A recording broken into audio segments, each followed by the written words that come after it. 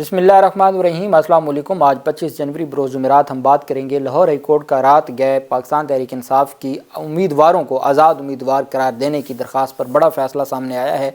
उसकी तफसील मैं आपके साथ शेयर करूँगा। आज पाकिस्तान तहरीक इंसाफ के सरबराह इमरान खान की जानिब से बड़ा तगड़ा बिलावल ज़रदारी को एक तरह की शटअप कॉल दी गई है, जो वो पाकिस्तान तहरीक इंसाफ के वोटर्स को गुमराह करने की कोशिश कर रहे थे उसके ऊपर। और बैरिस्टर अली ज़फ़र साहब ने आज की मुख्तलिफ़ केसेस की समाअत के बाद जो मीडिया से गुफ्तगू की है बहुत अहम थी, उसकी तफसील भी मैं आपके साथ शेयर करूँगा। सबसे पहले तो मैं आपको बताता चलूँ कि पाकिस्तान तहरीक इंसाफ के साबिक रहनुमा फवाद चौधरी की बगावत पर उकसाने के मुकदमे में ज़मानत मंजूर कर ली गई है इंसदाद दहशतगर्दी अदालत की जानिब से। एडिशनल सेशन जज ताहिर अब्बास सिप्रा ने केस की समाअत की और फवाद चौधरी के वकील फैसल चौधरी अदालत में पेश हुए। दौरान समाअत फवाद चौधरी की अहलिया और दोनों बेटियां भी कमरे अदालत में मौजूद थीं। साबिक वज़ीर ने दोनों बेटियों को कमरे अदालत में देखते ही गले लगा लिया और उनसे हाल अहवाल पूछा। जज ताहिर अब्बास सिप्रा ने साबिक वज़ीर से दरियाफ़्त किया कि क्या हाल है आपके। फवाद चौधरी ने जवाब दिया मैं ठीक हूँ। साथ ही इस्तदा की कि हथकड़ी खुलवाने की हदायत दी जाए। जज ताहिर अब्बास सिप्रा ने हदायत की कि फवाद चौधरी की हथकड़ी खोली जाए, कमरे अदालत में हथकड़ी लगाने की ज़रूरत नहीं है। दौरान समाअत वकील फैसल चौधरी ने इस्तदा की कि फवाद चौधरी की ज़मानत मंजूर की जाए। इन पर लाउड स्पीकर इस्तेमाल करने का इल्ज़ाम है। तमाम दफ़ात काबिल ज़मानत हैं। जज ताहिर अब्बास सिप्रा ने रिमार्क्स दिए कि फवाद चौधरी शामिल तफ्तीश हो चुके हैं।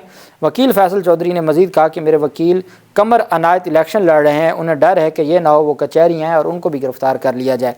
उस पर जज ने कहा कि ये इलेक्शन मुनफरद नौयत का है जहाँ वकला ज़्यादा इंतखाबात लड़ रहे हैं। अच्छी बात है, पढ़े लिखे लोग पार्लिमान में आएंगे। मुआशरे में बेहतरी के लिए वकला से हमेशा ही पूछा जाता है। बाद अज़ां अदालत ने फवाद चौधरी की थाना पारा में दरख्वास्त ज़मानत मंजूर कर ली और उनको उस मुकदमे में रिहा करने का हुक्म दे दिया। दूसरी जानिब फवाद चौधरी के ख़िलाफ़ ये भी ख़बरें गर्दिश कर रही हैं कि उनको 9 मई के वाक़यात में 9 मई जब इमरान खान को गिरफ़्तार किया गया था, तो आपको याद होगा फवाद चौधरी इस्लामाबाद हाई कोर्ट में ही मौजूद थे और रात 11 बजे तक मुअज़्ज़ज़ चीफ़ जस्टिस आमिर फ़ारूक साहब की अदालत में रहे थे। और ये उम्मीद थी कि अदालत इमरान खान की गिरफ़्तारी को गैर कानूनी करार दे के उनको वापस बुलाएगी, रिहा करेगी, लेकिन अदालत ने को 9 बजे के बाद जाके फ़ैसला दिया था और गिरफ़्तारी को कानूनी करार दे दिया था, जबकि आईजी के ख़िलाफ़ तौहीन अदालत की कार्रवाई शुरू करने का भी हुक्म दे दिया था। जिसके बाद फिर मामला सुप्रीम कोर्ट में गया। जब सुप्रीम कोर्ट गया तो फवाद चौधरी वहाँ से सुप्रीम कोर्ट और जो केस मुकर्रर करवाना, दरख्वास्तें दायर करना, वो सारा सिलसिला वहाँ चलता रहा। जबकि दूसरी जानिब जो अहम पेशरफ सामने आई है वो पाकिस्तान तहरीक इंसाफ के जो सेनेटर भी हैं और पाकिस्तान तहरीक इंसाफ के रहनुमा और वकील इमरान खान, बैरिस्टर अली ज़फ़र साहब ने कहा है कि इमरान खान ने पैगाम दिया है कि ये इलेक्शन नहीं जिसमें आप एक सियासी पार्टी को कैंपेन करने नहीं दे रहे, ये कौन सा इलेक्शन है और इन इंतखाबात को कौन मानेगा। इस इलेक्शन से ही असल आज़ादी मिलेगी, कानून की हुक्मरानी हो सकेगी, बड़े से बड़ा शख्स कानून के ताबे होना चाहिए, किसी के साथ ज़्यादती नहीं होनी चाहिए। अली ज़फ़र साहब ने अडयाला जेल के बाहर मीडिया से गुफ्तगू करते हुए कहा कि ये इलेक्शन नहीं है जिसमें आप एक सियासी पार्टी को कैंपेन नहीं करने देते। वोटर्स से दरख्वास्त है कि भरपूर तरीके से वोट का हक़ इस्तेमाल करें। इस इलेक्शन से ही असल आज़ादी मिलेगी, कानून की हुक्मरानी हो सकेगी और कानून का बोलबाला होगा। अली ज़फ़र साहब ने कहा कि इलेक्शन के बाद ऐसा मुल्क बने जहाँ कानून ही कानून हो और सिर्फ कानून की पासदारी हो। इस इलेक्शन में लोगों ने अपना हक़ वापस लेना है। वकील की हैसियत से हमारे कानूनी तकाज़े अदालत को पूरे करना होंगे। ये भी नहीं हो सकता कि तेज़ी से केस चले और इंसाफ ना हो सके। ज़रूरी है कि केस को चलाने के लिए कानून के तकाज़े पूरे किए जाएँ। केस 8 फरवरी से आगे जाए और हम चाहते हैं कि 8 फरवरी तक इन जो केसेस हैं उनको डिले किया जाए। कोई ऐसी अर्जेंसी नहीं है कि इन केसेस को रोज़ाना की बुनियाद पर चलाया जाए। बैरिस्टर अली ज़फ़र ने मज़ीद कहा कि केसेस का इलेक्शन से ताल्लुक़ नहीं है, उम्मीदवारों और टिकट्स के फ़ैसले हो चुके हैं। इस इलेक्शन में उल्टा हो रहा है, हमारे उम्मीदवारों के पास ख़ुद लोग आ रहे हैं और उनको वो पाकिस्तान तहरीक इंसाफ की हमायत कर रहे हैं और उनकी हमायत में वो दस्तबरदार हो रहे हैं। ये पहली दफ़ा हुआ है। अब आज आपने देखा जावेद हाशमी ने अपने डेरे पर पाकिस्तान तहरीक इंसाफ का वर्कर्स कन्वेंशन रखा हुआ था और वहाँ पर फिर जो तोड़ फोड़ हुई और जिस तरीके से डंडा बरदार एक पूरी आए लोग आए, उन्होंने वहाँ से उठाया, उनके फैमिली के लोगों को वहाँ से गिरफ़्तार किया गया। तो ये एक सिलसिला है जो चलता जा रहा है और जिन्होंने रोकना था उन्होंने ही सारी चीज़ों को आइन और कानून की नज़र से ना किया। بانی چیئرمین اور پاکستان تحریک انصاف کے سربراہ عمران خان نے میڈیا سے گفتگو کرتے ہوئے اڈیالہ جیل میں میڈیا سے گفتگو کرتے ہوئے صحافیوں سے غیر رسمی گفتگو کرتے ہوئے کہا کہ ہم کسی صورت بھی بلاول بھٹو کی مدد نہیں کریں گے، چونکہ بلاول آج کل ایک ہی بات کہہ رہے ہیں، وہ کہتے ہیں جی مجھے آپ ایک دفعہ آپ ووٹ دے دیں، اس کے بعد دیکھیں نہ خواتین کو بے گناہ میں جیلوں میں رکھوں گا، نہ میں سیاسی انتقام کا نشانہ بناؤں گا، نہ میں کسی کا حق چھینوں گا۔ اب جو بندہ 16 مہینے وزیر خارجہ رہا ہے اور پاکستان میں وہ 1 مہینہ بھی پورا نہیں رہا اپنے ٹینیور میں، اور اس کو کوئی غرض نہیں تھی کہ مئی 2022 میں پاکستان تحریک انصاف کے ساتھ کیا ہو رہا ہے، دھڑا دھڑ 3 MPO جاری ہو رہے ہیں، 2 بندے اکٹھے ہوتے تھے تو دفعہ 144 لگ جاتی تھی، وہ ساری چیزیں وہ بھول گئے ہیں۔ وہ کہتے ہیں اب آگے مجھے دیں تو میں بہت کارنامے سر انجام دوں گا۔ تو بلاول زرداری کے حوالے سے عمران خان نے بڑا واضح اپنے کارکنان کو پیغام دیا کہ بلاول زرداری کی ہم مدد نہیں کریں گے، یہ اندر میں ایک ہیں، یہ اندر سے ملے ہوئے ہیں، انہوں نے 16 مہینے مل کے ہمارے اوپر ظلم کیا اور اب یہ گمراہ کرنا چاہتے ہیں۔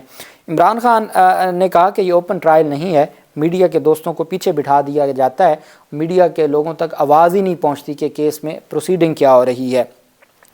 انہوں نے کہا کہ اسٹیبلشمنٹ کی وجہ سے کہتا ہوں کہ سارا کنٹرول ان کے پاس ہے، بات اس سے کرنی چاہیے جس کے پاس پاور ہو۔ انہوں نے کہا نا کہ میں کیوں مذاکرات کی بات اسٹیبلشمنٹ سے کرتا ہوں، مجھے پتہ ہے ساری پاور ہی ان کے پاس ہے، یہ تو ان کی تو کوئی اوقات ہی نہیں ہے، میں ان سے کیا مذاکرات کروں جب ان کے پاس کوئی اختیار ہی نہیں ہے۔ جس کے پاس پاور ہو، میں پہلے دن سے کہہ رہا ہوں کہ صاف شفاف انتخابات کروائیں، عوام جس کو چاہیں اس کو لانا چاہیے۔ انجینئرنگ نے ملک کو بہت نقصان پہنچایا ہے، سیاسی جو پولیٹیکل انجینئرنگ ہے، ہمارے لوگوں کو اب بھی پکڑا جا رہا ہے، پی ٹی آئی میدان میں موجود ہی نہیں تو سروے کیسے کیا جا رہا ہے۔ عمران خان نے کہا کہ حالات اب یہ بن چکے ہیں کہ پی ٹی آئی کو کنٹرول کرنا ان کے لیے مشکل ہے۔ بائی الیکشن میں بھی اسٹیبلشمنٹ اور الیکشن کمیشن نے ان کی مدد کی، اس کے باوجود پاکستان تحریک انصاف بڑے مارجن سے جیت گئی۔ ساری پارٹیز ایک ہو چکی، پھر بھی پی ٹی آئی کو کنٹرول کرنا مشکل ہے۔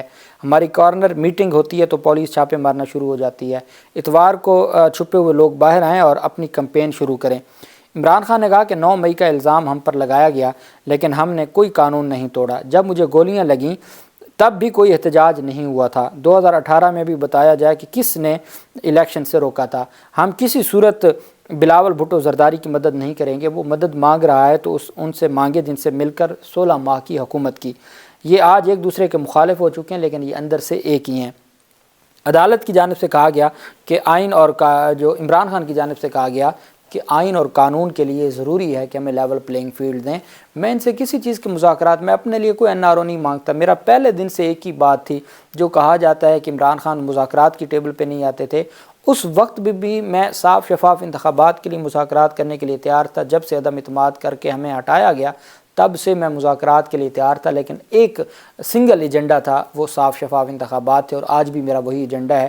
میں اس وقت بھی کہتا تھا، آج بھی میں کہتا ہوں کہ صاف شفاف انتخابات ہونے چاہیے اور ملک کو آگے لے کے جانا چاہیے، اور یہ جو اس طرح کی کارروائیاں کی جا رہی ہیں یہ کسی صورت درست نہیں ہیں، اور یہ پاکستان کے حق میں نہیں ہے، پاکستان کو یہ نقصان دیں گی، کوئی فائدہ نہیں دیں گی۔ دوسری جانب پاکستان تحریک انصاف کے رہنماؤں کی اہم درخواستوں پر سماعت ہوئی۔ یہ سلمان اکرم راجہ صاحب نے درخواست دائر کی تھی کہ پی ٹی آئی کے امیدواروں کو آزاد امیدوار ڈکلیئر نہ کیا جائے، اور پی ٹی آئی میں جو پی ٹی آئی امیدوار ہے اس کے خانے میں ballot paper per P T I لکھا جائے، تاکہ وہ پاکستان تحریک انصاف کے ہی کینڈیڈیٹ ظاہر ہوں، اور ان کو کوئی بھی آگے فردر آزاد امیدوار سمجھ کے، یہ جو بیٹھے ہیں سیاسی بھیڑیے جو اس انتظار میں، کوئی کہتے ہیں ہم آزاد لے لیں گے، کوئی کہتے ہیں ہم آزاد لے لیں گے، اور ان کو پتہ ہے کہ ہمارے ٹکٹ پہ جیتنا ہم نے ہے نہیں تو ہم آزاد ہی لے کے جیتیں گے۔ تو یہ ان کی ٹوٹل اوقات ہے، سیاسی اوقات۔